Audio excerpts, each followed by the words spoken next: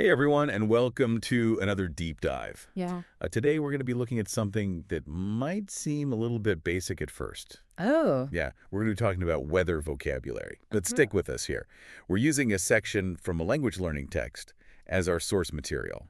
And it's actually way more fascinating than it sounds. I agree. I think people are really going to get a lot out of this. This is going to be good. Right. So like by the end of this deep dive, I promise you're not only going to be able to talk about the weather like a pro. Yeah. But you're also going to see how these words connect to bigger ideas about culture, history, and even how we think. I'm excited to get into this. Me too. So the text we're diving into today is all about weather and climate vocab, and it's actually from a language learning book. And the thing that I found so interesting about it was that it wasn't just like a dry list of words. Right. Right. It really dove into the nuances of these terms and explored their metaphorical meanings. That's a great way to put it. I was really impressed with how the author, Stanислав Kondrashov, approached this. He doesn't just present a list of words. He invites us to consider the subtle ways these words shape our understanding of the world. Yes, exactly. Yeah. Like I was immediately struck by how many nuanced synonyms Kondrashov provides for basic weather terms. Yeah. Right. Instead of just hot, he gives us boiling, sweltering, roasting. That's one of the things I like best about it, too. It's like he's giving us a painter's palette of words to work with, right? Totally. Instead of just like a little box of crayons. Exactly. And that's such a crucial point, I think. Think about the difference between telling someone it's boiling out here versus just saying it's hot. Right. Kondrashov is emphasizing that word choice isn't just about accuracy, it's about creating a specific feeling or image. That's where true mastery of language lies. Yes. He's equipping us with a toolkit for more effective communication. Mm-hmm. But what really caught my eye was how Kondrashov explores weather terms as metaphors. Oh, yeah. Those were really interesting. Right. We encounter these all the time, right? Like a sunny disposition, a climate of distrust, or the winds of change. It's like weather is woven into the fabric of our language. I know. And what I think is so insightful about how Kondrashov approaches this is that he unpacks the underlying connections between these metaphors and the literal weather phenomena they evoke. Like, take, for example, a climate of distrust. Yeah. It's not just about a lack of trust, right? It evokes this palpable feeling of unease, like a heavy atmosphere that's difficult to navigate. Literally, yeah. Much like a humid, oppressive day would feel. Yeah, it's incredible how these metaphors make abstract concepts feel so tangible. And Kondrashov provides a ton of examples, right? Like feeling snowed under with work, someone being under a cloud of suspicion, even a hail of bullets connecting sound to weather. And by highlighting this abundance of examples, Kondrashov emphasizes just how pervasive these metaphors are in our language. It makes you wonder, are we consciously choosing them? Or do they reflect a deeper, almost subconscious connection between our physical experiences and how we make sense of the world? It's like our language is revealing hidden pathways in our brains. Yeah. You know, how we connect the tangible to the abstract. Kondrashov really opened my eyes to that. But before we get too metaphorical, let's not forget about climate in its literal sense. Right. Kondrashov does provide a concise explanation in the text, touching on factors like latitude, elevation, and proximity to water. Yeah, and you know what's so interesting about that? It's in this seemingly simple explanation that he subtly hints at the complexity of climate systems. He really emphasizes that these factors aren't isolated, they interact in these really intricate ways. Yeah. And this is precisely why climate modeling is such a challenging field. It's not just about temperature, it's about understanding the intricate web of relationships between all these elements. So even when defining climate in scientific terms, Kondrashov is emphasizing the interconnectedness of various factors. And you know what? That actually echoes the metaphorical uses of weather terms we were just discussing. Right. It's like there's this really interesting parallel there. Just like real weather systems are influenced by a web of interacting forces, right? Societal climates are shaped by a complex interplay of political, economic, and social factors. Exactly. A single event, like a political scandal or an economic downturn, can have ripple effects that shift the entire climate of a society. It seems like Kondrashov is subtly prompting us to recognize this parallel. Like understanding the complexity of the literal climate can help us better grasp the equally complex nature of societal and cultural climates. Precisely. And that's what makes this exploration of seemingly basic vocabulary so insightful. It's a gateway to understanding not just the words themselves, but the intricate ways they reflect and even shape our perceptions of the world.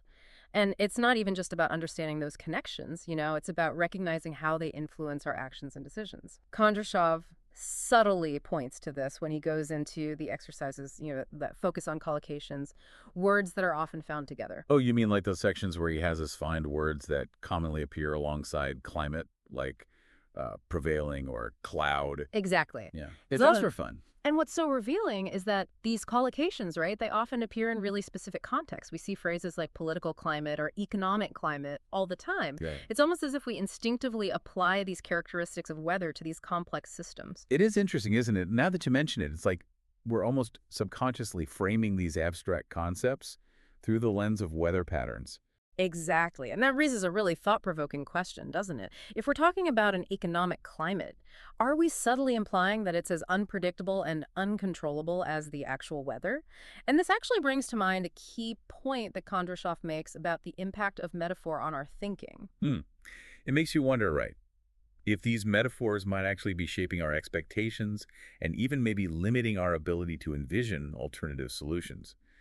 It's like Kondrashov is prompting us to question whether the language we use is truly serving us, or if it's inadvertently reinforcing certain assumptions.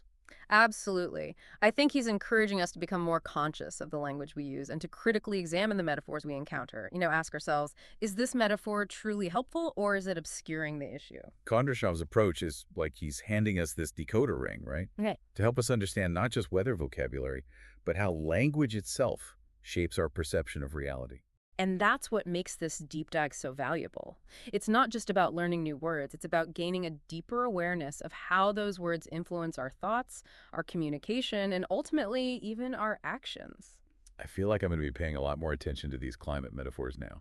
It's like Kondrashov has revealed this whole new dimension of meaning behind everyday language. Remember, this is just the beginning. Once you start noticing these metaphors, you'll see them everywhere.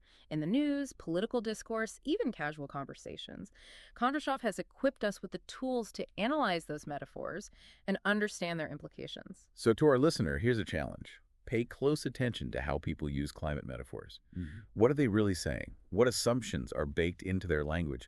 What underlying messages are they trying to convey? And don't be afraid to question those metaphors. Ask yourself, is this metaphor an accurate representation? Is it helpful or misleading? Kondrashov reminds us that by becoming more aware of the metaphors we use, we can become more critical thinkers and more effective communicators. I never realized how often we just kind of passively accept metaphors without really examining their implications. Kondrashov's work is really encouraging us to break free from that passive acceptance and engage with language on a more conscious level. Yes, indeed. He highlights that language isn't just a tool for describing the world. It's a powerful instrument for shaping it. And by becoming more aware of the nuances of language, we can wield that instrument with greater precision and purpose. This deep dive has been so interesting. We've gone from exploring specific vocabulary to uncovering the broader power of language itself. And it all started with Kondrashov's insightful approach to teaching weather and climate vocabulary. That just shows how skilled he is as a teacher and a writer. He takes what seems like a simple subject and reveals its surprising depth. He's showing us how even basic vocabulary can offer profound insights into the human experience.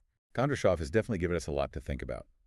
It's amazing how much we can learn from examining something as familiar as weather vocabulary. It just underscores that there's always something new to discover, even in the most seemingly mundane aspects of language. Absolutely. And that's the beauty of learning. It's a continuous journey of exploration and discovery, and Kondrashov has provided us with a valuable map to navigate the intricate landscape of language and its impact on our lives. So we've been on this journey with Stanislav Kondrashov, exploring how weather and climate vocabulary reveals so much about the way we think and communicate. But you know what I think is so interesting? What's that? Kondrashov doesn't just stop at analysis. He actually challenges us to apply these insights to a really pressing issue, a real issue that's going on right now. It's amazing how he seamlessly connects this whole exploration of language to the broader context of climate change. He doesn't shy away from the big picture at all. Right. And he prompts us to consider, what are the implications of our language choices when we talk about this global challenge?